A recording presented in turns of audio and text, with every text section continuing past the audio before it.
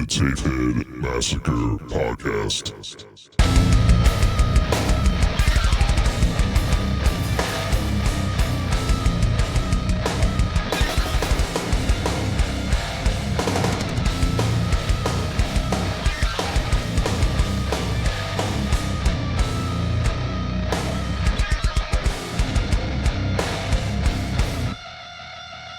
And welcome back to another episode of the Tapehead Massacre Podcast. I am Caleb. I'm Ed. And this week, we are back. We're back. We're fucking back, dude. We're we got back, a new dude. set for those who are watching on video. Yeah. New set up, dude. It's definitely worth checking out the old video. Yeah, dude. I If you're listening on Spotify, there's video to it anyway, so just watch the video. Yeah, I mean, if you guys are on YouTube, you can subscribe to the channel and watch live. Not live. Maybe we'll do some lives again. We could do lives again. But I know we talked about me streaming some horror games over on the Twitch channel again, which I'm definitely going to be doing. And you can find everything at Our link tree, which is impossible to give you over audio. I mean, we can put it in the... Go to our Instagram, yeah, go to the Tapehead Instagram. Massacre. See all the cool stuff we post, dude. And you can get it all from there. Get it all. But yeah, Ed's going to do some horror gaming Yeah, dude. on the Twitch channel. Yeah, and dude. then YouTube, yeah, if you're more of a visual podcast listener, visual, it's not listen. I mean, I guess it's listening and watching at the same time. Podite. You're a podite. Yeah. Yeah, you would want to go over to our YouTube channel, watch that. And then, now we're doing Spotify video, which is cool. So if you're a Spotify user and you're listening, you can switch to video on your phone. Yeah. And I think you can cast that right to your smart TV. Yes. So, yeah, and then, we haven't said this the last couple of episodes, and we probably should. But, share the show. Like, if you know somebody that's like a fellow horror fan. Yeah, dude. You know, if you guys are, your partner or whoever or your is homies, or partner, your homies, whoever. If you're into horror, they're into horror. Yeah, shoot them the show. Check out the show. Send them the show. Leave a review. Leave a 5-star on Spotify, dude. Yeah, whatever Sub on podcast. YouTube. Yep, whatever podcast platform you're using, leave us a review. It pushes the show further into Algorithms and the stuff. algorithm. Yeah, and that's just the way that thing's going. It just helps out your homies here at the Tapehead, dude. That's right, and pretty exciting. We're working out a couple things with a few peeps in the community, so we're gonna have some pretty fun things to come. We got some cool stuff. We are going to. We said this in the last week's episode, but if you're just tuning in for the first time, Nightmare in New Hope is a horror museum in New Hope, Pennsylvania, and we're in Philadelphia. Yeah, so not far. Yep. So we're going to New go Hope's up there. Just cool in general, dude. Like we can do some stuff and then go there and just enjoy the scenery of New Hope. Yeah, I'm excited. It's going to be a good really time. Cool. Yeah, we'll be going up there doing that. We have an event at Monster Vegan that we're still coordinating. Yes. Might not be October because we're getting kind of close now, but November. Yeah, you know, it'll happen. December, maybe we'll do a December themed evening. That could be cool. Yeah, when it's getting That nice and chilly out. And then aside from that, there's going to be some new style episodes that we're going to bring to the show instead of just talking movies. We're going to have collectors on the show. Yes. Talking their collections. They'll be able to chime in with us and check out their collection. Yeah, dude, I'm excited for that. Yeah, I mean, I've been doing a lot of unboxing videos of things getting in the mail, and there's a lot of I mean, I myself, big collector of you're getting back into your collecting too. Yeah, you're building it back up. I know. I mean, I got rid of most of it a couple of years ago, and it was mostly like commons and stuff like that. Yeah, but now you're getting the good stuff.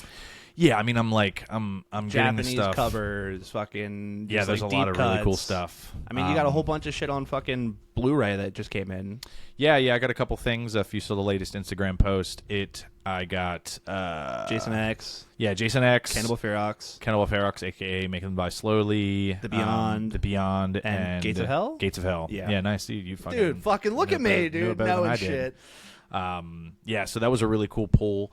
We got a lot of cool tapes in the mail as well recently. Yes. Got a Japanese variant of The Burning. Yes. Japanese variant of The Mutilator, which I got live on the show a couple weeks ago. That you did. That was pretty sick. Cool. That was fun. So, and now I've just been like obsessed with Japanese variants. Yeah, dude.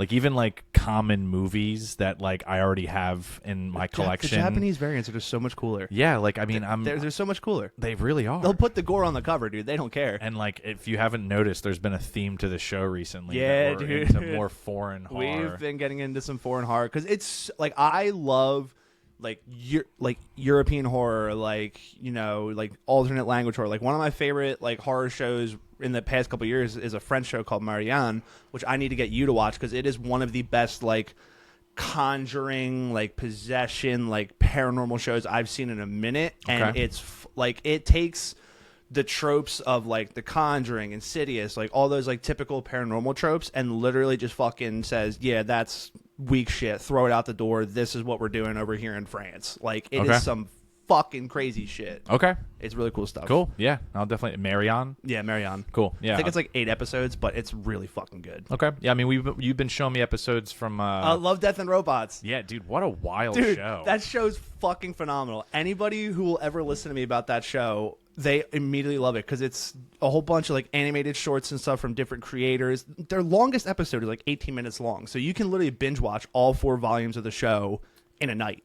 Yeah. Which is what I do. Like whenever a new volume or season of that comes out, I literally watch it the night of because it's so fucking good. It's all over the place. It's dude, sci-fi. Horror. You've showed me like quite a few episodes now, and like they're so good. Yeah, dude. There's like some really really good. Stuff on there. We watched the Dog Soldier episode last night. Yeah, which is really cool. It's a little animation short about werewolves being in the military and shit, and the fucking gore doesn't hold back on Love, Death, and Robots either. They will show you that shit. Oh, dude, it's crazy. Yeah, dude. Well, the first episode you showed me was like the junkyard one. Yes, the junkyard. And that was really fucking cool. Yeah, dude. They're cool concepts. It's really, really cool concept. Yeah.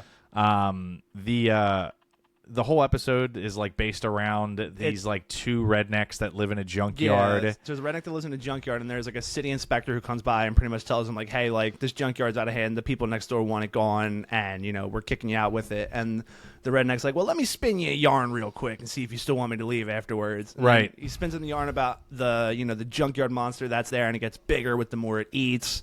And then at the end of it, like, the city inspector's like, yeah, whatever, like, fuck you, like, you're getting shut down. And then the redneck's like, Otto, there you are. And the fucking city inspector turns around, and it's this giant fucking, like, garbage monster that just fucking swallows him up and eats him. And the fucking redneck couldn't light his cigarette because his lighter's out. And the city inspector's got, like, this platinum gold lighter that he uses and, like, won't offer it to him.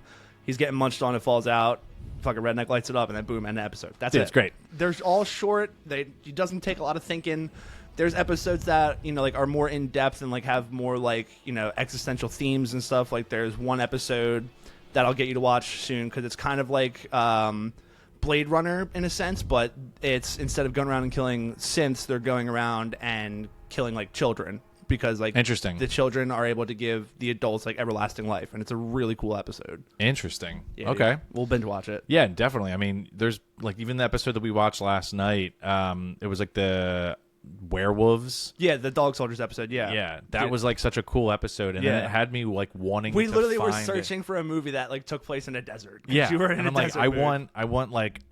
want an army movie with like army action, like fucking and then Desert werewolves. Storm style shit, right? But with like some type of creature involved. Yeah, dude. So anyone listening, if you're listening on Spotify, you can drop comments on the episode. Mm-hmm. So whatever you're doing right now, unless it's driving, stop what you're doing, add a comment below, and give us recommendations for horror movies that take place in the desert, or at least like just like a war movie, right? That you have like some type of like supernatural. Maybe we should check out being. the actual like Dog Soldiers movie. I mean, is it based around that? I mean, it's kind of loosely based on it. It has to do with werewolves in the military and Marines and stuff. Okay, so I mean, I'd be down to fucking watch. And apparently, that. the gore in that's really good for like I think it's like a 2002 movie or something like that. Okay, but we'll check it out. I would definitely be down to check that out. Hell yeah. But today we're talking 2024, 21. Oh, 21. 21. Damn, every time we start these up, I always have the dates wrong, but I'm also going off the noggin, all right? Exactly. This is true. The sadness. The sad dude. The cover is one of the ones that grabs you, right? As you can see here, if you're watching, this is the cover that you'll find on Shudder or Prime Video or however else you're streaming it. It's pretty much going to be the variant of this, which is like the old man with the axe, and then the text graphic. It's really, really cool. Before we kind of get into that, let's go over some stuff that we've watched on the side. Yes, that might be worth talking on an episode in full, or just mention in passing. I mean, obviously we're talking about Love, Death, and Robots. Yes, but what's some other stuff that you caught anything since last week? Well, you did. I did. I went and saw the new Conjuring movie. Yep. I went and saw Conjuring Last Rites. I've said it. I told you. I said it to my lovely lady Kayla when we got out of the theater. I said this is my favorite one besides the original. It is my favorite one besides the original. It's great because it's not just a haunted house story. It's a story about the Warrens, and obviously they're exaggerated stories of shit that actually happened. But I mean, this one taking place in Pennsylvania in West Pittston, which is an old mining town. I mean, it hits close to home because I'm from the Pennsylvania area. I was born in Philly, but it's just something about this movie. It's a little over 2 hours. It was a longer movie, but no time was wasted in that movie. And it's even the typical Conjuring scares and the typical, you get to the haunted house and it does the single pan camera on the whole house with the family running around, whatever. It's shit you would expect. But it's just so good. The story of it's good. It's a story about family. It's a story about, generational trauma. And it's really fucking good. And if we get the chance to go and see it soon, while it's still in theaters, I would like to go with you and do an episode on it. Because it was a great way to round out the series. I'm down. I mean, before the series got picked up by HBO to do a television series. But nonetheless, great end of the film series. Yeah, I'm totally down. Speaking of things being picked up by a television series / I don't know, just horror news update, right? It looks like A24 is getting the rights to Texas Chainsaw Massacre. And they're already developing a TV show. So TV show could be cool. I think the good thing about it is Glenn Powell is one of the executive producers. He was in the new Twisters movie. You can't... If you've seen the dude's face, he's a fucking handsome man, jaw chiseled out of stone. But he's from Texas, he's from rural Texas. So I feel with him being a producer in that aspect, it's in really good hands. I don't know much about the other producer, but I mean, I like 95% of what A24 does. So I mean, same. I think I won't be disappointed in it, even if it's a slow burn show or whatever the fuck they decide to do with it. I think the series is in good hands. Yeah. Now, if we could just get something like that to happen with Friday the 13th, I'd be even more happy. Yeah, no, I'm with that. I mean, for me, obviously, everyone knows my love for Texas. I mean, it's right there now. It's dead in the middle. That's right, front and center, baby. But the newer ones that have come out, Jessica Biel one, Texas Chainsaw 3D. Yeah, with Alexandra Daddario. Yep. And then the Netflix movie. The Netflix one. They're all right. Yeah, it was whatever. I mean, the Netflix one was pretty solid. I like that one. It was okay. There was a lot of holes in it for me. Oh, absolutely. There's a lot of holes. That I could do without. Yeah. But I really... A24 usually puts out really good stuff. Yes. Stuff that I'm interested stuff they in. Take care of. They take pride in what they do with all their movies. None of their movies are just thrown together. I mean, you look at the fucking filmography of A24 and 95% of them are all certified, gold on Rotten Tomatoes and shit like that, and they're all highly regarded. I mean, look at Hereditary and Midsommar. They were highly regarded for 3 or 4 years even after they came out. Yeah, and in the world of A24, it's not the same genre, but I just got done watching Friendship with Paul Rudd and Tim Robinson, and that was awesome. Was it really? It was hilarious. It was so good. Yeah, I'd be down to watch that after this. Hell yeah, dude. But love Tim Robinson. It's really good. Even there's stuff that's not horror. It's just it's filmed all so good. It's all fucking good. So I have faith that they would be able to hold up essentially the mantle of Texas Chainsaw. I mean, you talk to 100 horror fans, I guarantee you 75 or 80 of them are going to say that Texas Chainsaw is one of their favorites. Yep. Yeah, agreed. And we're glad to know it's in good hands with A24. Right. And I mean, as far as I know, like I said, Glenn Powell being an executive producer, living from rural Texas and having he said in interviews like he has strong ties with his family and stuff, so I feel like that'll bleed over into that, and I can't wait to see what happens with it. Yeah, I'm very excited. Yeah, no, same. I'm right there with you.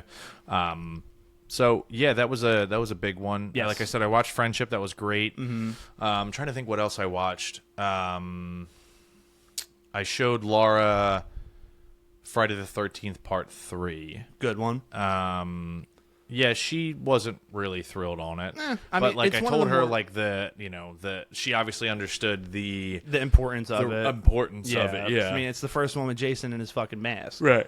I mean, that Jason in that one, the kills aren't as over the top as like later ones in the series, but it's like 1, 2, and 3. Like you can't over exaggerate the importance of them and what they did. Sure. Yep. Agreed. Because I mean, like we just watched, the fucking behind the scenes on Jason X a little bit ago, and they were like, yeah, like the first one came out and it launched 15 other slasher camp movies or just like slashers in general that weren't afraid to push the bounds like years after it. Right.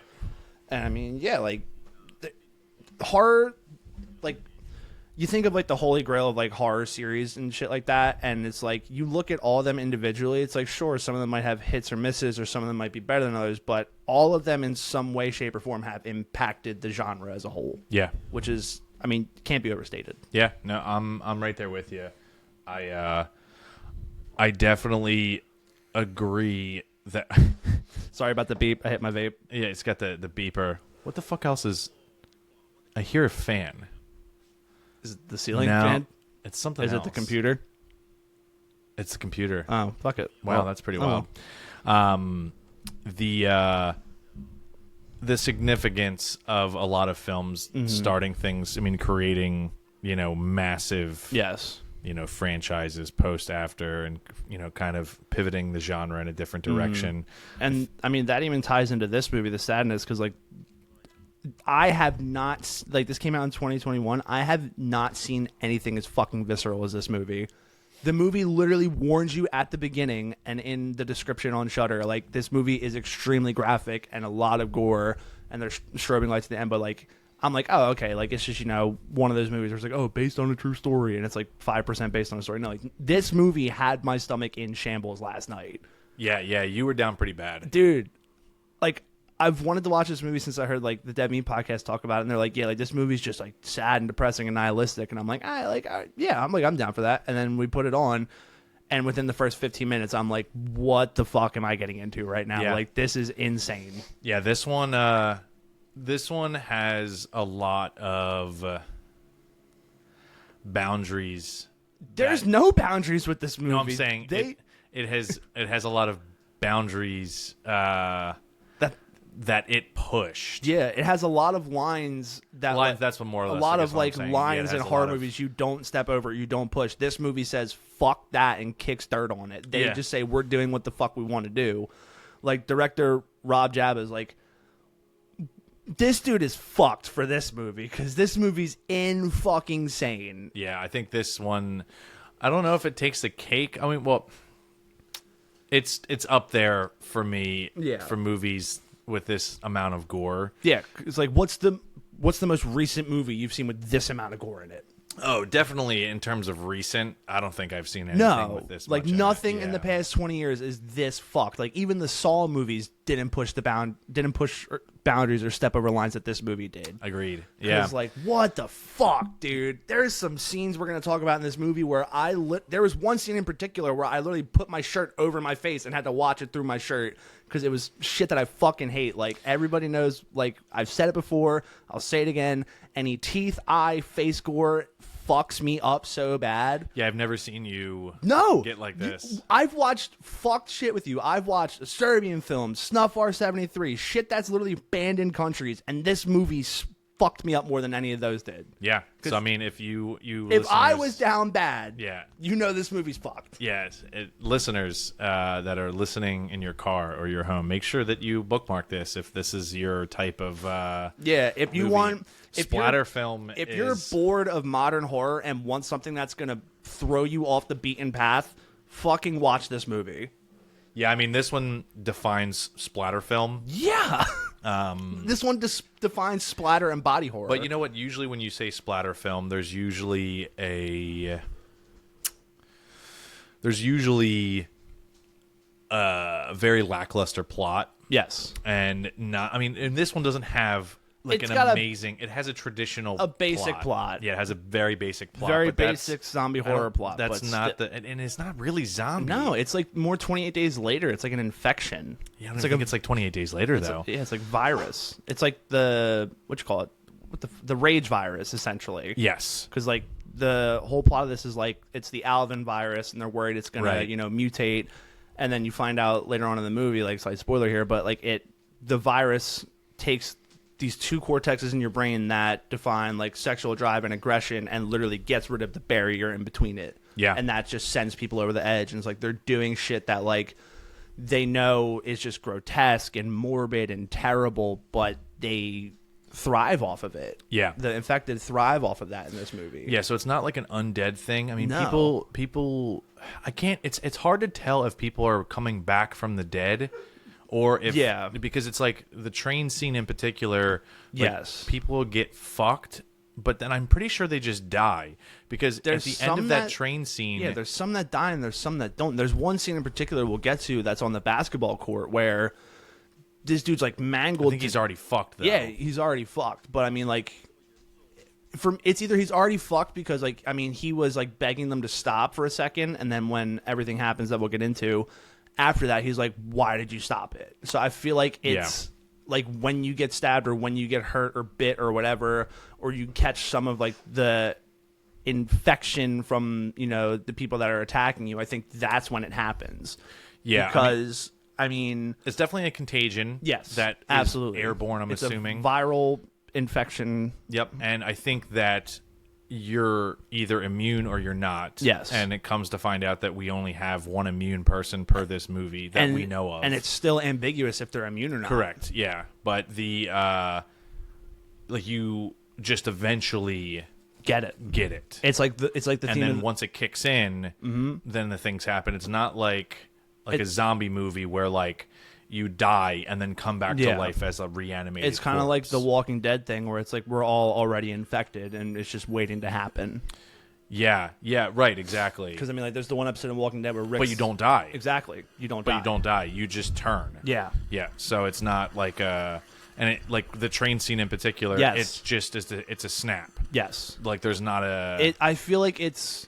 Because, I mean, like, the running theme of this is, like, when you are pushed over the edge and, like, there's so much going on that you have a mental collapse, it seems like that's when people start to turn. Right. Like, when something traumatic happens to them, like, whether they got stabbed and, like, it's like they hyperventilate and, like, can't bear it, and then, like, 30 seconds later, they're turning around and attacking other people. Yeah. So it's kind of, like, it's hard to explain how it happens because I mean, like, they don't really explain it, but I mean, they say at one point in the movie, like, because the movie takes place in Taiwan, and the general says 15 to 20% of the people are infected, and he goes, "Let me do the math for you. That's 4.5 million people who are infected right now on the streets running around and doing this." So it has to be in some way, shape, or form, like when you're getting attacked. I mean, there's one scene in particular with the doctor at the end where he gets his foot vomited on and it passes over to him, and that's when it happens. That's the only time that I've seen something turn. Yes. But I think it's you survive if you turn before. Yes. So like if I had it and I kill you, you're dead. Yes. You're not going to come back to life. Exactly. So like it's not like a thing where like you will surpass death. Yeah, no. And live afterwards. It's like if you survive the fucking brutality that's happening to you, then you become infected, it seems. Right. But even then, like, some of the scenes, like, I don't know how the fuck the infected keep growing because, god damn, they are fucking people up in this movie. Well, I will say though, for the many as people that are infected, there's not a ton of like walker. I don't know what you would call them really, but like shambler, infected. Yeah. There's not a lot of infected, right? There's like the most you see in the movie is like maybe 20 at a time when there's like chasings happening and shit like that. Oh yeah, in the street. Yeah, in the street, in the hospital. Like the most you see is like maybe 10 to 20 people at a time infected. At a time, right? So it's not like and then everyone else is just dead. Right, exactly, because they've already like the infected already killed them. Yeah. So yeah, it's either you are lucky and you turn, or unlucky and die from getting killed by one of these infected. It's a weird line and barrier that's not really overly explained, but like it doesn't need to explain it. Right. This movie doesn't need to explain itself. It puts it all out right in front of you, and it's like, hey, this is what's going on. Welcome to the fucking shit show ride. Like, we're going on it together. Yep, and the basic plot point of this film is you have your two main characters. Yes. Jim and Kat. And they get separated. They get separated just because of work. Yeah, just because of work. He drops her off at the train station to go to work. She goes to work. He goes back home. And they get separated, Then everything starts to happen. Yeah, so the whole basic premise is like they're trying to reunite amongst the pandemic that's turning everybody into fucking sadistic maniacs. That's the whole thing. It's the whole plot. That's the whole plot. And there's no other story veering. It's just them trying to reunite amidst all this chaos. Yep, and it's pretty straightforward and simple. Yeah, it's self-explanatory. We've seen that before, yes. But in this case, the focus isn't of the plot. No. And I mean, for a movie that's, 99 minutes, an hour and 40, like, for having just that as the generic plot line, like, they don't waste any space with this movie. There's always something going on. Yeah. Like, no matter what it is. Like, even if there's, like, a pause in the movie, there's still shit going on. Yeah, so why don't we start running from the top of the film? Let's do it. So, just some basic overall cover here. So, again, The Sadness is a 2021 Taiwanese body horror film written, directed, and edited by Canadian filmmaker Rob Jabez in his feature directorial debut. It stars Berent Zhu as Jim and Regina Lei as Kat, as a young couple attempting to reunite amidst a viral pandemic that turns people into homicidal maniacs. Produced by Machi Excelsior Studios and David Barker, the film received a theatrical release in Taiwan on January 22nd, 2021, and premiered internationally at the 74th Locarno International Film Festival on August 12th, 2021, and it received positive reviews from critics, which, I mean, is kind of crazy because, I mean, to receive praise from critics for a movie this sadistic is just, it boggles my mind because, I mean, like, you don't see that with many other movies. Like, I mean, like, look at Saw, and you don't, like, some of them, sure, critics rave, and it has, like, the diehard fan base, but, I mean, like, you don't normally see critics praising that type of stuff. I mean, like, the quote-unquote, like, gore porn genre, you don't see them praising it every now and then, but anyway. So, the cast for this movie is Berent Zhu as Jim, Regina Lei as Kat, I'm going to probably butcher some of these names. Su Ching Wang as the businessman, Emerson Tsai as Warren Liu, Wei Hu Lan as Alan Wong, Ralph Chu as Mr. Lin, Lu Kang Huang as Kevin, and Ying Ru Chen as Molly. And just some production notes on this movie. The Sadness was shot on Red Digital Cinema Monstro cameras with ARRI Signature Prime lenses. The filming lasted 28 days in Keelung and Taipei. The film's special effects were handled by IF SFX art maker. The effects crew spent up to 3 months producing a number of practical artificial heads, including some that could be made to explode or spray blood, as well as prostheses, organs, and other props. Production designer Liu Chin Fu oversaw the film set design, which included a subway car and a hospital. I will say that the movie is shot incredibly very beautifully shot. Yes. The eye behind this whole thing is very, very cinematographer insane. Is killer in this. Yes. I mean, he's got just a really, really good with like really good angles and perception. It's a really good shot direction. Yeah, correct. Yeah. I was a big fan on how this one was laid out. And then this movie won 2 awards. So at the 2021 Fantasia International Film Festival, The Sadness won the award for Best Film in the New Flesh competition for First Features. And at Fantastic Fest, awarded The Sadness Best Picture and Best Director in its 2021 horror competition. Wow. Yeah, that's huge. So that's some good stuff. Yeah. And then some fun notes before we really get into it. Just because like this is all good knowledge to know beforehand. So the movie has very little computer animation. It is 99% practical effects. The only scene where there's not a practical effect is in the beginning when it's showing, the pathogen mutating and shit. Again, the movie was filmed in 28 days. And then Ralph Chu, who plays the friendly neighbor in The Sadness, is a very recognizable face in Taiwan due to years of being the spokesman for a popular supermarket chain. So Jim's neighbor was the spokesman for a supermarket chain, which is very cool. That's pretty sick. And then the cartoon that plays on the TV is an animated short from 2015 by the film's director, Rob Jabbas. Due to the pandemic and government regulations, filming in the subway and hospital was not possible, so these sets were built from scratch in a studio. And the film's premise of a plague that turns people into bloodthirsty sadists takes inspiration from the comic series known as Crossed. Okay. In the scene where Kat is on the subway reading a book, she is actually reading a translation version of The Last Man by Mary Shelley, which is a book related to the subject because it's about a virus that has spread to all humanity. There was a scene that was cut from this movie that I'll talk about later because Rob Jabbas thought it was so funny, but they had to cut it, so he left it open domain for someone to steal. Oh, shit. And then producer Jeffrey Huang is a Taiwanese media mogul and hip-hop performer. In 2015, he founded 17 Live, an all-ages music broadcasting platform. After issues involving explicit content caused the temporary removal of the 17 Live app from app stores, he launched Swag as a private messaging platform that ultimately grew into the largest live adult content broadcast platform in Asia, also known as the OnlyFans of the East. Damn, what's with these foreign films and having porn attachments? The infected people having sex in the hospital hallway, the fucking blood orgy, they were all real adult performers from Swag. Whoa. Yeah. Yeah, I mean, they weren't shy. No, they were not shy. They were not shy. And also, another alternate name for the movie is Cry Sad. Okay. All right. And I like the sadness more. So do I. The way that the movie kind of gets its name is right before you turn, you shed a tear. Yep. So that's the way to know when someone's infected or not. Which nobody ever picks up on it. It's just more so something that you, the viewer, pick up on. All right. So, beginning of the movie. Medical experts and government officials in Taiwan argue over the Alvin virus, a virus responsible for an infection similar to influenza. The government has refused to take large-scale measures to prevent the transmission of Alvin, and many ordinary people doubt that the virus exists at all. However, some virologists fear that the potential to mutate and cause severe or serious illness is there. Sounds very fucking familiar to everything that was COVID related.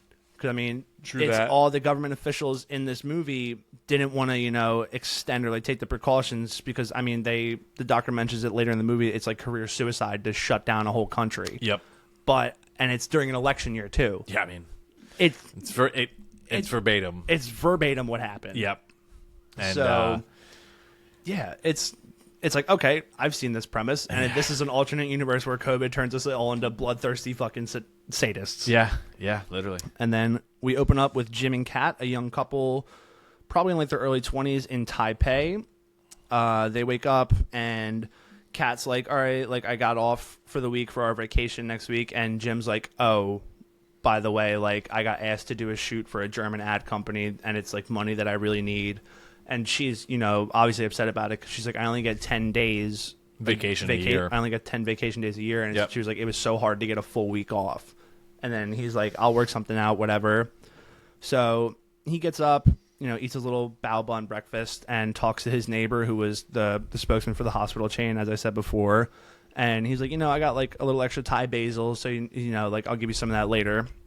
And then he takes Kat to the train, and while riding their moped, they ride past a bloody crime scene with some dude obviously infected with the virus already up against a cop car, and you see a bloody body under a fucking, under the cover on a gurney, and he drops her off at the station, and he's like, hey, sorry you had to see that, and he's like, I'm gonna make dinner later. She's like, oh, what are you gonna make? He's like, something with Thai basil.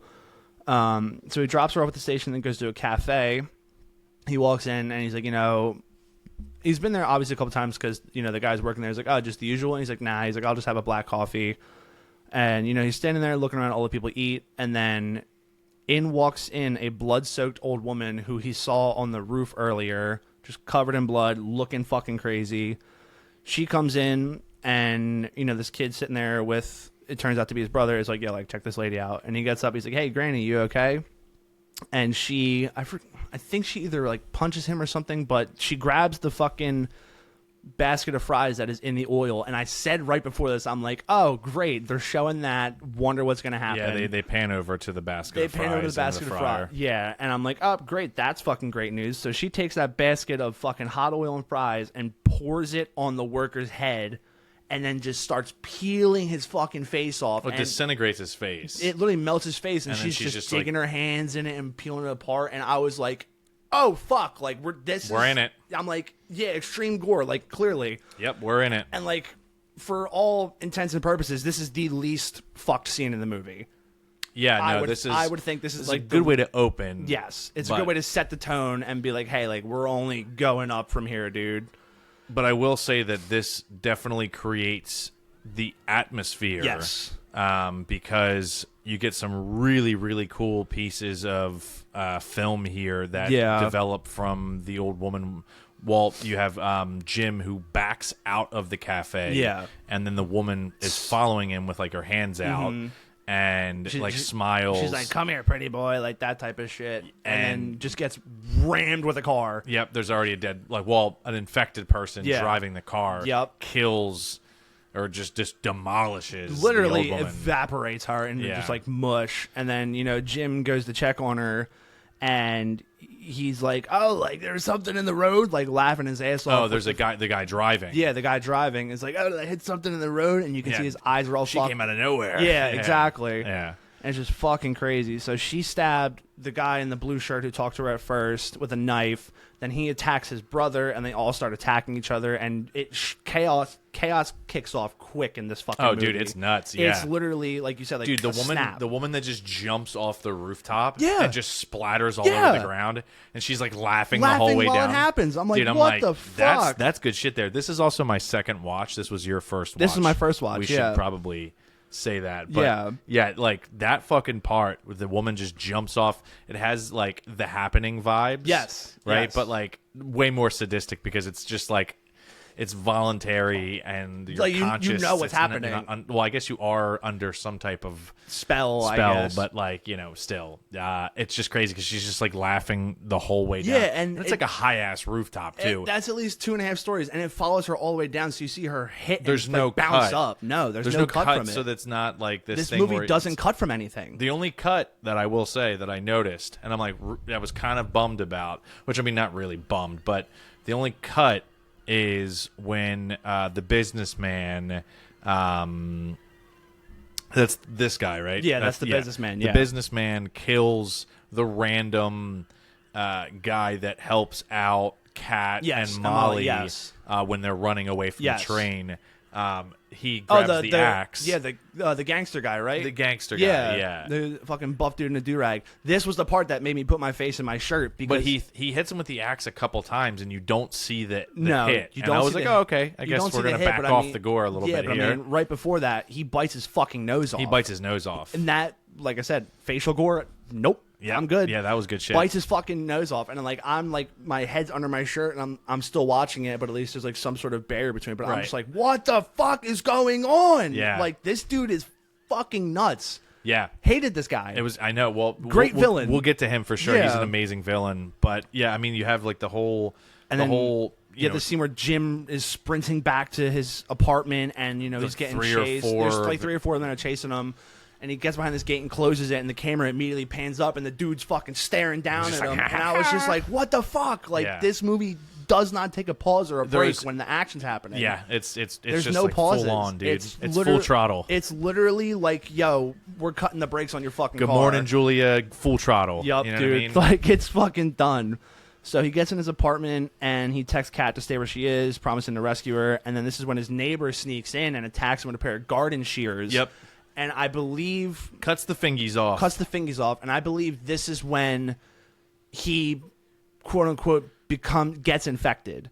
Is when he cuts his finger off, and he's dealing with the dude. I feel like some part of him got infected somewhere during this, but obviously he's open to infection now because his fucking middle and ring finger on his left hand get cut off. Yep, and it's not good. No, not good. And then his neighbor puts the fucking finger in his mouth, starts chewing it, and spits it into the fish tank. Fish it right in a fishbowl. Like, what the fuck, dude? Jim kills the neighbor with a toaster. Well, no, he stuns him with a toaster. Stuns him pretty fucking bad. And then locks him in the apartment. And he manages to escape, and he's covered up his injury with a cloth. But now we have a flashback. Technically, this is a flashback. Well, it's not necessarily a flashback, but a pan to the other side of what's happening with Kat. But technically, it's a slight back in time. Yes, slight back in time. Yeah, because the text messages, we've already seen them get sent. Yeah. But now we're watching, basically where Jim dropped off Kat at the train station. Now we're going back in time to her point of view. It's like a 30 minutes before type of perspective. Yep, exactly. Yep. So Kat's on the train reading the book, and she's getting harassed by a timid and lonely middle-aged man known as the businessman. And he gets frustrated when he's rejected and scolded by Kat as more passengers board the train. She offers her seat to another woman, Molly, and then suddenly it shows this guy wearing sunglasses, and you can see around the sunglasses his eyes are red, which is indicating he's infected. This dude pops the fuck off in the train and just starts stabbing everybody left and right. He gets at least 8 people stabbed and fucked up before he gets taken down. And the last one before he gets taken down, he literally jumps on this dude's back, drives the knife into his fucking neck, pulls it out, explosion of blood. Yeah. Oh, dude, it's literally a blood cannon. It's literally a blood cannon. Your carotid's gone, but I don't think that much blood exists in the human body. Yeah, dude, it was like the Nightmare on Elm Street bed scene. Yes, dude, it was fucking everywhere. People were slipping on it, and people were just getting fucked up. So, he gets taken down, but I mean, there's just because it's the 3 people who were chasing Jim. It's the same 3 people. It's the dude in the blue shirt, the girl, and the guy in the plaid shirt. The guy in the plaid shirt is the one who starts popping off. When he gets taken down, the blue shirt guy starts going off with what looks like to be keys in his knuckles or something like that. Oh, yeah. It was like a bottle opener thing. Like a bottle opener, like a corkscrew and a key, and just starts fucking ripping into people, stabbing them. And they start going off. The woman jumps on some dude's back and fucking takes a nice bite out of his fucking neck. And, it's blood flying fucking everywhere. And Molly and Kat are cornered while all this is happening. And it's insane, dude. We've already you hopped over one thing. Oh, I did. Hopped over one thing. I did. There is an interaction between Kat and the businessman. Yep. Where she's reading a book, the book that you were saying. And I kind of just glazed over. You just glazed over it? Yeah. Yeah. She's getting harassed by him, and you did. Sorry, I paying attention to Goober almost knocked over our camera. Yeah. But yeah, so the businessman has now since walked away. Yes, now since walked away, and then after all this is happening, Molly and Kat are kind of sitting there while it's dying down. Guess dying what? Down. Picks right the fuck back up when the businessman takes his umbrella and fucking stabs Molly in the eye with it and pulls her fucking eye out. Yep. And Brutal. is just laughing about it. And Brutal. I'm just this dude is fucked. Yeah. And does it with the umbrella. Kat and Molly escape the train, but Kat loses her phone, and this is when you see all the text messages coming from Jim, stay where you are, I'm going to find you. Yep. And then everyone else in the train who's not infected goes left. They get out and go right. And the businessman somehow has the know-how, or no, he hears them running away and making noise, so he turns to the right and starts following them. Yep. And then there's also a blood trail. Yeah, that'll help. But yeah, this is when they bump into the muscular dude who's watch where you're going. And then he sees Molly's just gouged out eye, and he's like, oh, fuck, are you okay? And then the businessman walks around the corner, and he's like, let's see how you deal with someone my size. Bites his fucking nose off. Yep. Just bites his nose off, and then just starts attacking him with an axe. And yeah, this movie's it's wild. Fucking God, dude. It doesn't pull away from any of the fucking gore that's happening. Yeah. Does not pull away from it. You watch every fucking instant of this. Yeah. Yeah. The whole train scene was crazy, followed by this chase scene between businessman, Kat, and Molly. Yeah. You get the guy right there, gets his nose bitten off, killed by the axe.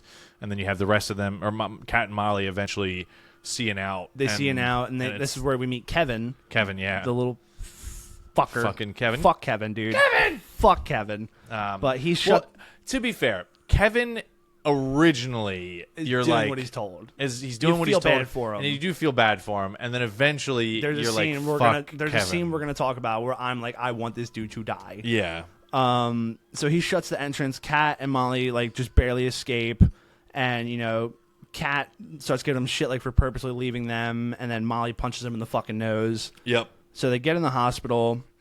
He says he was just following police orders, And so they get to the hospital, which is overrun with just a bunch of people who were hurt by the infected. And a nurse examines Molly and puts her in a wheelchair to receive treatment. And then Kevin demands, he's like, yeah, what about me? And she's like, it's not broken. You're fine. Yep.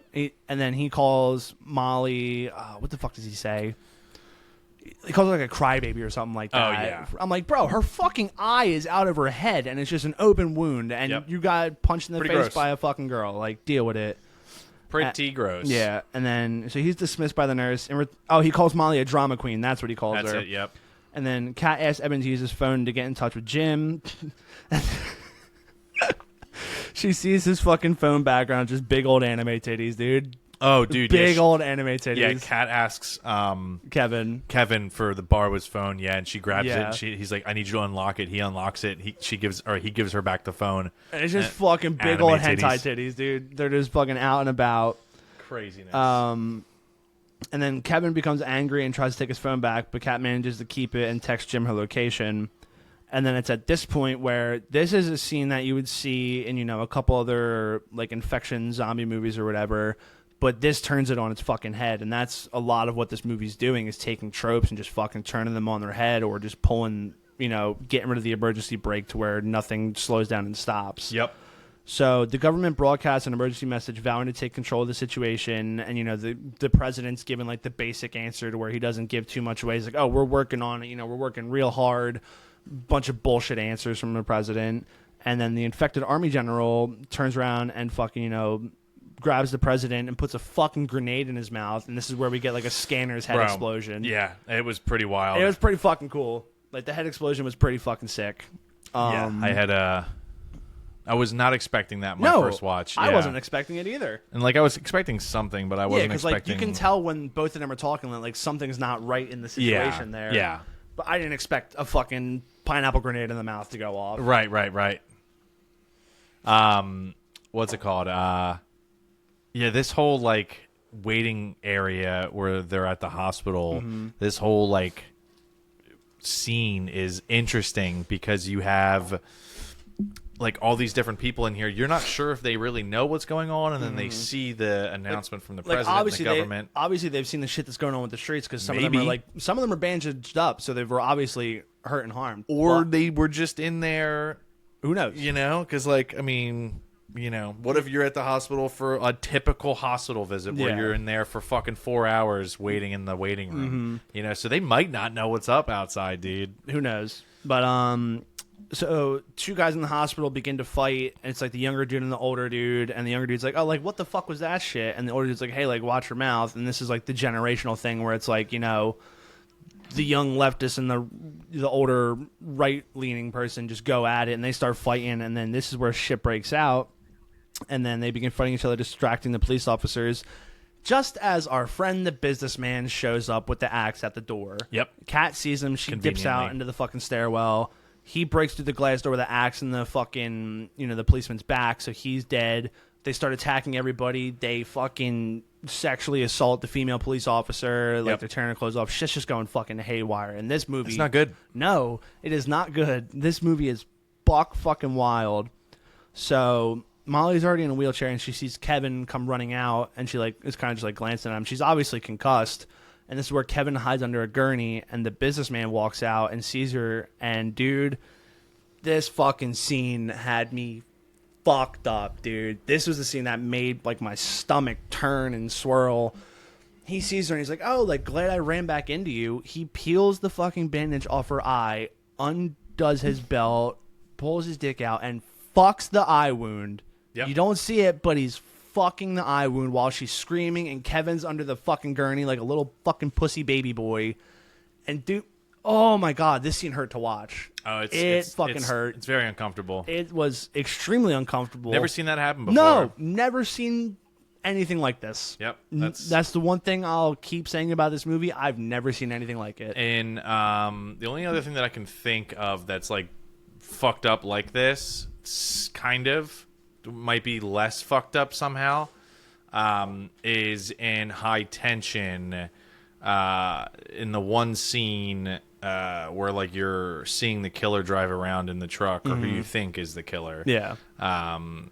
You see like somebody getting like roadhead. Yeah. And then you get a perspective of outside of the truck, and he just takes a decapitated head off of his lap. Oh man. And he just throws the severed head outside the window and drives crazy. off. So like, at least they were dead. Yeah, not right? alive and screaming while it's happening. And like your eye is getting fucked. Yes. Yeah. Like literally like into your brain. But hey, listen, dude. We might be kink shaming somebody that might be missing an eye. That might be their thing, dude. I don't think that's the thing. Dude, I guarantee a Google search away and we find out that that's a fucking thing, dude. Guarantee. Like somebody that what would you call that? Somebody that's missing an eye? I don't know. I mean, it's got to be There's a term. There's got to be a term Blind. for it. Blind, yeah, Blind sure. in one eye. Blind in one. Well, I don't know. down bad. Down bad. Yeah, Down bad. Yeah. There's well. Anyway, moving on. Yeah. All right, moving on, we pan back to Jim, who's on the outskirts of town, and he sees like these schoolboys. It's like a little bit before the hospital thing happens, but we see him and like. Well, no, it was. You're right. Is it? It's right after that? Because we have timeline switches here. Yes. Because okay. it's like we're going, like the whole thing is like a back and forth of time catching up to each other's perspective. You have like Jim's perspective, and you know trying to get to Kat. Yeah. And then you have Kat's perspective, where she's just basically in the hosptal trying and waiting for Jim. So to get we see there. Jim like rolling through town, dead bodies fucking everywhere. There's fucking just blood and guts in a baby carriage, and I literally went out loud. I'm like, you got to be fucking kidding me. Oh yeah, there's like a smushed shit in a baby carriage, and then you see this fucking dude like just fucking a dead body, and then Jim starts peeling away. And he fucking gets up, he's butt just ass naked. naked. He's like, yeah. Fucking that had me cackle. Like that was a pretty good pretty scene. funny. And then he runs into the four schoolboys who got this dude tied up against a basketball net, and they're just like beating the Like shit a out steel of him. pole. Yeah, steel pole. Yeah. And you just see this dude's face, and it's fucking mangled, dude. Oh yeah, dude. It's I've dumb. never seen a welt that big on No, somebody. the only time I could think I've seen something like that is when Joanna Jędrzejczyk got fucked up in the UFC, and her whole face was like swollen and like an alien face, but not like that. Yeah. Not like his whole fucking left eye is like 8 inches out from his fucking head, like it's just swollen to shit. And then the one kid hits him in the top of the head with a baseball bat, and his buddy's like, "I told you not to hit him in the head again." And this is when they're like, the one kid's like, "Oh, I got an idea," and he takes barbed wire, wraps it around the pole, and he's like, "You guys want to play Nutcracker again?" And I'm immediately like, "You got to be fucking kidding me, dude! Like, we're doing this." So they pick the dude up, all four of them, by arms and legs, take him back like 10 feet, and ram him into the pole, balls first to the barbed wire. That fucking hurt to watch. Pretty rough. And then this is where Jim steps in as the fucking hero. He's like, "I'm gonna fuck these guys up. I got a sickle." And then he fucking, hits one with a baseball bat. They all go running away. And then he goes to the old man. He's like, "Yo, you okay?" He's like, "Why'd you stop him? I was about to get my nut off." Yeah. Like, I'm just like, what the fuck is happening? Yeah. There's so much happening. And then, they come back, start throwing rocks at him. He pulls away. And then he gets to the outskirts of town. He's passing by scenes of behavior. And Kat, he contacts Kat. And she, can't open the phone, but like she can receive calls from him. So he calls her, tells her where she is. As they talk, he begins to he sheds the tear and starts to hallucinate the mannequin head, just like lapping up his blood and tears or whatever. But obviously, it's a sign that he's infected. So Jim's done. Yeah. And then Kevin attempts to escape the hospital, but is discovered by an infected Molly and is killed by her and the horde with a fucking bone saw. That's when you see the blood orgy. Yes. Where they're just all fucking each They're other. all fucking. It's literally a fucking dude fucking a girl, playing with a girl's tits, getting fucked by another guy. Like, wild scene. All just completely fucked out, with blood. out there. It's right out there in the open. You're watching blood porn at this moment. Yep, it is blood porn. Fucking crazy. Crazy. So yeah, he gets caught by Molly and gets eviscerated with a bone saw. And this is when the businessman continues his pursuit of Kat. He's like, I already fucked the fat girl. He's like, it's time for you. And it's the shit the infected people are saying is wild, dude. Like, we'll go through some quotes in a minute, but so he's chasing her through the hallways, and she, ends up ambushing him and smashes his head in with a fire extinguisher. And while he's on the ground, this is when he says to her, he's like, "You're just like me, violent and depraved." And then she just caves his fucking head in. And at this moment, she finds safety by Alan Wong, who's a virologist, who opens the door and brings her in, holds her at gunpoint. He's like, shower off right now. He's like, "We're going to see if you're infected." He's like, "If you were infected, you would have been showing symptoms already." So, he puts her in like a chemical shower, and then she gets like new scrubs and shit. And he's telling her like, he explains he's attempted to find the cure for the virus, which in its mutated form connects the parts of the brain, the limbic system that controls sexual urges and aggression. He theorizes that the infected cry because they are aware of the terrible things they do or are about to do, but they're unable to stop it, likening it to resisting the urge to blink. And he's, you know, kind of like a crazy scientist because, I mean, like, he's the only one left who has any idea of what's going on. Yep. So he's, like, going back and forth with himself, and it's, like, kind of, like, you can tell he's kind of crazy. And then this is when, you know, Kat throws out her clothes and grabs the phone, and then she finds an infected baby in a medical waste bin. Yep. So he's been doing experiments on the 8 babies that were left in there. No. He was infecting them. No. Yeah? No. Yes? No. Why am I wrong? No. He comes back and he says, when I got here, they're doing construction in his lab. So he got moved to the maternity ward. No, it wasn't even his lab. He was in the maternity ward because that's where the solid door was, because it makes parents feel safe. Yes. So he went into the maternity ward, and there were 8 abandoned babies. And he killed them because he didn't want the infected to get to them. No. So yes. He reveals that he conducted similar tests on the babies who had been abandoned in the ward, but all of them became infected, and he was forced to euthanize them. So he infected them all like he infected her when she first came in. I fucking missed that, I guess. Yeah. So he infected all the babies. They all turned, you know, infected with the Alvin virus, and he euthanized them all. And then it's this scene where he like handcuffs her back to the shower, and he's like, I had to do what I had to do. And he, you know, puts a glove on, puts it in the fucking waste bin, and just fucking kills the baby. Yep. Wild shit. Very You wild. don't see shit like that. You don't see They it. don't cut away from it either. You see him grab the fucking baby by the neck and snap it. They don't make movies like they used to. No. Hey, what? Dude. Oh, my God. That was crazy. It was literally insane. So they all became infected. He says that Kat will become infected. He injects her with the virus. He's like, if you become infected, I'm going to kill you. But if you're not, like, you're coming with me because your blood could be the cure for all this. Yep. Saying that, like, her quote-unquote immunity holds the key for stopping the virus. And then Kat uses Kevin's phone because she's shining it in the light to see, like, what his passcode was, and she finds out. Texts Jim her location, who had just arrived at a hospital. When she exhibits no signs of the virus, Alan frees her and calls for a military helicopter to escort them both to a safe location. 小姐，我们先去治疗好吗？ That's her calling. Oh, okay. He warns her that the soldiers will not take her without him, and as they make their way to the roof, 2 infected people attack them. The one dude because she's like, where's the axe? Because the axe was obviously lifted from the ground where the businessman was. This is when Alan gets his foot cut off, and the infected dude vomits on it. Hold on. He gets half of his foot cut off. half of his foot cut off. The toes. The front part of his foot. Dude, it's fucking crazy. Gnarly. And it's like the shoe and the foot are Yes. just chopped clean in half. In half. Like, he lost, like, every fucking toe and a little more on his foot. Yeah, he might still have his pinky toe. Maybe not.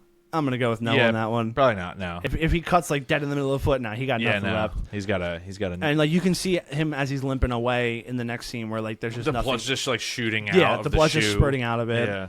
So he gets infected by the infected dude vomiting on his foot. Alan manages to shoot and kill the infected and screams at Kat to help him. And Jim arrives, revealing he's infected. Alan attempts to shoot him, but his 3D printed gun explodes in his hand and backfires. Oh, dude, yeah, because he does say it's a 3D printed gun. Yeah, and he said, like, I saved some bullets from my time in the military. And that gives Jim the chance to strike Alan in the neck with the axe, or his sickle. And the newly infected Alan admits with his last breath that he enjoyed euthanizing the infected infants. Kat steals his keys and locks Jim outside the stairwell to the rooftop. Kat attempts to, like, get to, like, the part of Jim that she knows as, like, the non-infected part. And he tells her that, like, being infected is giving him purpose, and begins detailing how he intends to fucking, like, cut her tits off and kill her and all this type of shit. Yep. And then after that, he admits that, like, he still does love her. And then Kat, we don't know if, in this moment, there's 2 theories of how this is. It's she begins laughing hysterically because she's infected, or she begins laughing hysterically because of a mental collapse. And this is the part that's left ambiguous. It's ambiguous because she starts laughing hysterically, presumably to the psychological damage from which she has experienced, that was also hinted at that she is not immune and has become infected. She flees up the stairs and out the door to where the military chopper is, and this is when it pans back to Jim just sitting there dying, and you hear her screaming with automatic gunfire, So it's implying she gets shot on the roof because, I mean, Alan did say they won't take her without him. Right. And then Jim sits against the stairwell and dies with a grin on his face. Insert blast beat metal credits. Yep. Great outro. Fucking. It's just, oh man, this was a fucking ripper, dude. I said after, I'm like, I feel like I gotta watch Bluey or something after this, dude. Yeah, this one you need a palate cleanser afterwards for sure. Yeah, dude, you definitely need a palate cleanser. But I kind of want to go watch a rom-com. Yeah, and even afterwards, I said like that movie fucked me up so bad and made me sick to my stomach. It's still a 5 out of 5 for me. Yeah. Yep. This movie's fucking awesome. Yeah, dude, I'm right there with you. I'm loving this foreign horror trip that we're on right now. Yeah, dude, I'm digging it. It's great. We I'm might digging still it. keep it up for next week's episode. We might. But yeah, this I mean this fucking movie was so good. I think that anyone that's into some seriously Gore, splatter, infection, whatever. Yeah, if you're into some serious blood shit. If you want to see some shit that you've never seen before, watch this. Yeah, for sure. Like, I definitely want people to check this out if that's their dig. I mean, if you're of the fainted and I mean, even for me, heart, stomach, fainted heart, stomach, maybe don't watch it. But I'm like, even for me, like, you know, like I love gore movies, but this movie had me. It's just good. It's very well done. It's very visceral. I'd be curious to find out. God damn it! Yeah, there it is. I would be curious to find out, like, if Tom Savini has seen this, and if so, I what he know thought what his about thoughts it. You know are. what I mean? And then one quote that I really wanted to read, which is when Jim's in his apartment at first, and like everything starts going to shit. Some dude gets on a loudspeaker and goes, "Good morning, everyone. Pay attention to the following message. There are some new rules for everyone. All men must report to the district office. I'm going to cut all your dicks off and feed them to stray dogs. And for the ladies, they'll be fucked by the dogs in the street. Is that clear? This is your new life." Yep. That's a tone setter right there for this entire fucking movie. Yep, that's a good point to bring out because that happens pretty early on and just kind of gives you the the layout. I mean, even when the businessman's fucking chasing Cat after he fucking did what he did to Molly, he's like, "I'm not going to stop till I fucked you to death. Her eyeball fluid is drying on my dick right now. By the time I finish, she was begging me to keep going." And you heard me audibly go, "Ugh." Yeah. Like... Yeah, there's some wild shit this movie's said fucking and done wild. in this movie. It's wild. Go watch this fucking movie. Go fucking watch it, It's on dude. Shudder. It's on Prime. It's on... If you want something that you will never see, you've never seen before, and that you probably will never see again, watch this movie. There's definitely similar stuff out there like this. I mean, in terms of splatter films, yes. I think, this well done. I think... This well done and this nihilistic, I don't know if I've seen anything like it. If you know of one, please drop it in the comments. Drop a comment because I would be on this curious week's to see episode's it. post. Go to the Tapehead Massacre Instagram and leave a comment. Or if you're listening on Spotify, give it the old comment on there. Give the old comment, the old 5 stars. Definitely check this one out. Yeah, dude, it's really fucking good. I enjoyed it. It's fucking crazy. And then also, real quick, The Sadness received positive reviews upon release. On Rotten Tomatoes, 87% of 47 critic reviews are positive, with an average rating of 6.9 out of 10. Nice. The website's consensus reads, The Sadness lives up to its... The website reads, The Sadness lives up to its title with an unrelenting, grim, and overall effective slice of dystopian horror. Yep, that's pretty spot on. Fucking crazy, dude. I will say also that maybe we'll keep this whole trend up. Yeah. Keep this foreign horror at a go.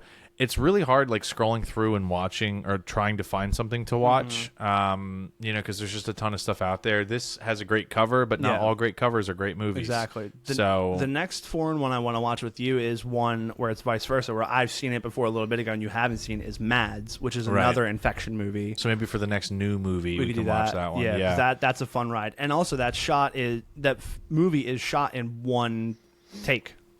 Interesting. So... yeah, it's gonna be good. I mean, what we got out of 5 mannequin heads? What are we giving it? I'm giving it a 5. 5 mannequin heads? Yeah, I'm giving it a 5. I'm giving it a 5. This movie, it's a 5er. This movie fucking ruled. It made me feel shit I've never felt before. It was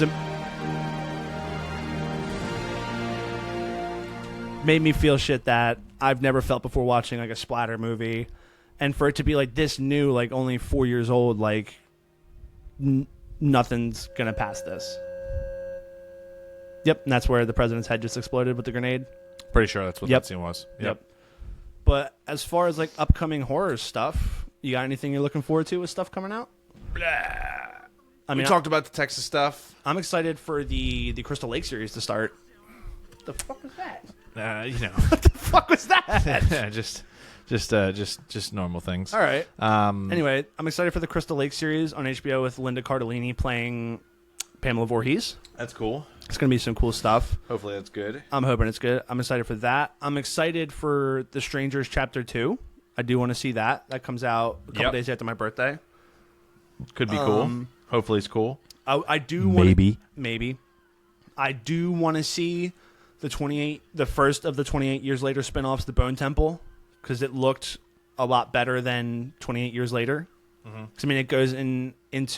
Did you watch 28 Years Later? Yes. Okay. I watched that, and I know both of us were like, it could have been better. Oh, yeah, we talked about that. This one seems like it will be better because it shows how, the Bone Doctor, I'm just going to call him, shows how he got to be where he's at. It shows, it's going to flash back in time to when everything went to shit around him. It's going to follow the blonde, cult or group or whatever with the kid from the beginning of 28 Years Later who survived. It's going to follow that and show how they're a little more brutal than was led on to believe in 28 Years Later. Yeah, it's about all I'm looking forward to. I mean, I am looking forward to, for me, getting back into like reading horror, like horror books and horror comics. So, how you got your little VHS unboxings and stuff and movie unboxings, I'll be probably starting some unboxings of books and comic books and graphic novels. Fuck yeah. But yeah. Next week we're going to watch some fucked up shit. It's going to be fucking crazy. It's going to be cool. I think I already kind of know what I want to watch. Do you want to watch Bloody Muscle Man? Maybe. I'm either that or fucking Evil Dead Trap 2 Hideki. Maybe we just keep it going with the trilogy, dude. Or the third one. Duology. No, it's 3, but the third one has nothing to do with the other 2. Okay. And then the second one's just loosely spun off of the first one. But anyway, man. Let's do some shit. Let's do some spooky shit. Let's fucking do it. All right, guys. We'll catch you guys next week. Bye, guys. We have been the Tapehead Massacre Podcast on your preferred on your preferred podcast platform. There you go. Make sure you guys rate and review. Like, subscribe, give 5 stars, leave a comment, do all the things. It really helps the boys out. It does. We love you guys. Love you. Bye.